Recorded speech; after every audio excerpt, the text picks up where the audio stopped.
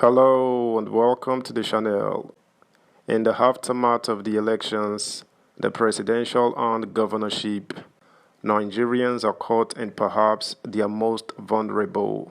It is exactly like the proverbial saying, caught between the devil and the deep blue sea. Presented with two unpleasant choices, which do you choose? It is a hard one to call. Subscribe, like, share, and comment. Thank you. The faceless and the reckless. These are trying times for our country. Tensions are rising and eating up the polity. Transitional general elections, such as the current general elections, usually throw up new challenges that a country and its leaders are forced to deal with. In the nature of politics and elections, disappointments are inevitable. Incendiary speeches and allegations are natural reactions to the outcome of elections that did not go the way some people had hoped and planned for. The ballot papers were used in a different way by the powerless ordinary people, such as truck pushers and laborers. Some powerful men at the top of the mountain, where the sun never sets on power, and who had played God for 8 years, tumbled into the valley where they will likely sink in the marsh of social irrelevance and eventual oblivion. This is what men of power are terrified of. The fear of anonymity is perhaps the strongest fear among men and women who have tasted and left with the detritus of its transience. No one wants to be a has-been. The temptation to cling to power directly or indirectly test men's souls. Ask Paul Biya of Cameroon and Yoweri Museveni of Uganda. Breakbots were invented for politicians as tools for causing emotional rather than physical injuries. The free resort to this tool in the post-election wake is gradually overwhelming us and is at the root of much of the allegations flying over our heads.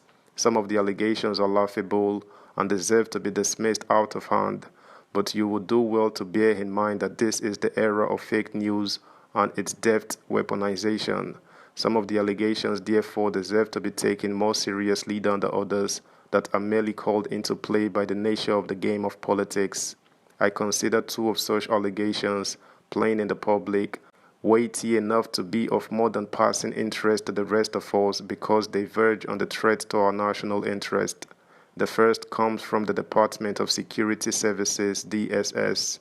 It has repeatedly drawn public attention to its having uncovered a plot by some of our compatriots to impose an interim government on the country and thus reverse the 24 years of uninterrupted democracy and gains therefrom, warts and all. Our constitution does not provide for an interim government. If it did, it would have spelled out the conditions for such an eventuality. Therefore, any such plot could not be in the national interest. We should take the alleged plot uncovered by DSS to foist an interim government on the country seriously. To dismiss it as a reaction by some politicians to the disappointed outcome of the elections as it affected them may be naive and even irresponsible. The DSS takes it seriously and invites us to do so too. When a country faces challenges, do-gooders flood the public space to offer solutions. Floating the idea of an interim government is not on the face of it, even illegal.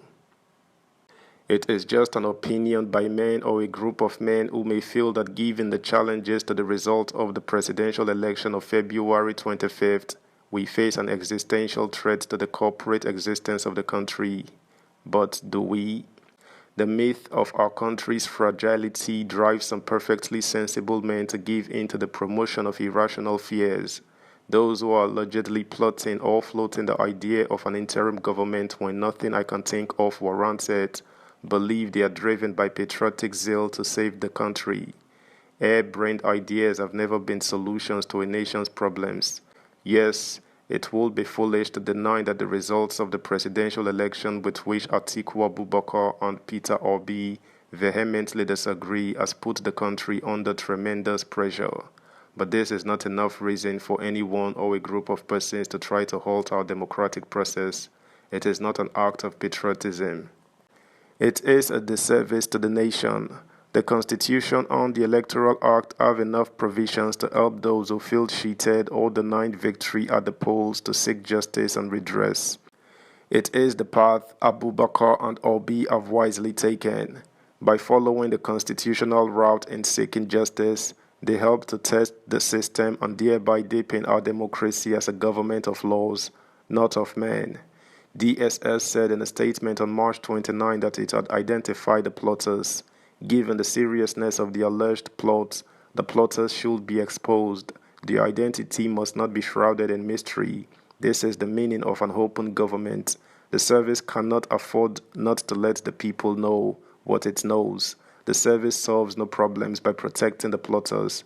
If people are acting against our collective interest as a nation, protecting their identity can only encourage them and others to do the same or even worse.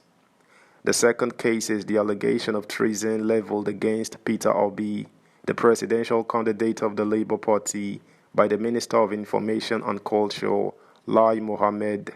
What did he do or say to warrant the allegation by the minister? Here's what the minister said, which he believes constitutes treason.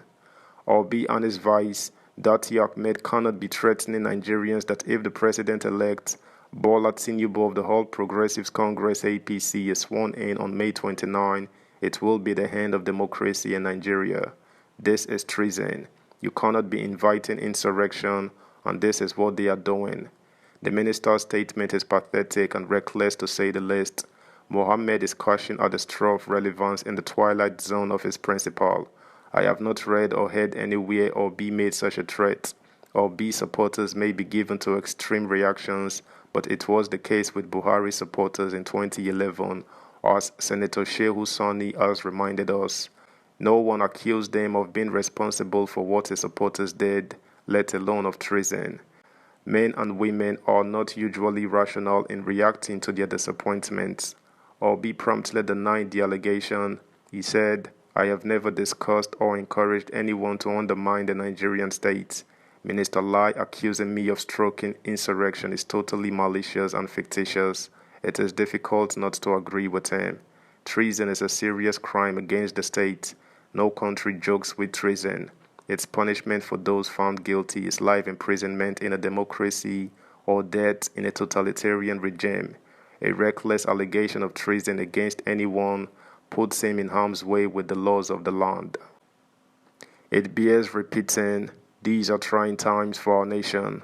Our public officers should appreciate and take seriously their own responsibilities in ensuring sustainable peace in the land as we grapple with the challenges of our fourth civilian transition.